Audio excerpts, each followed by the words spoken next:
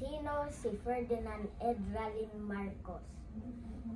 Si Ferdinand Edralin Marcos ay pinanganak noong Setyembre 11, 1917 sa Sarat, Ilocos Norte.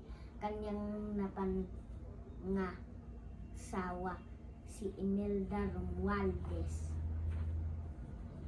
Nagkaroon sila ng 3 anak.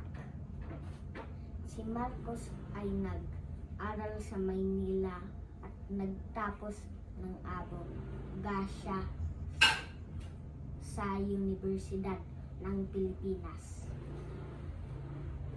Siya ay miyembro ng kapulungan ng mga kinatawan mula 1949 hanggang 1959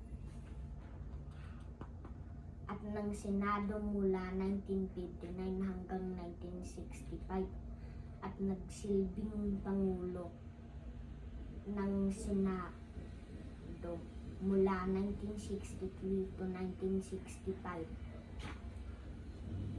Tumakbo siya bilang kandidato sa pagkapangulo noong 1965.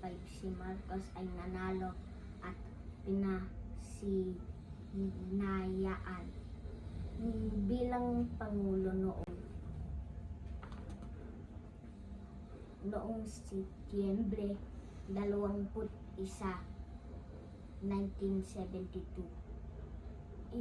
Ipinataw ni Marcos ang batas militar sa Pilipinas.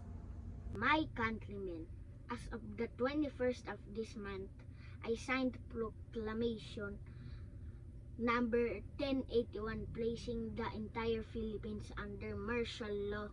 This proclamation was said to be implemented upon my clearance.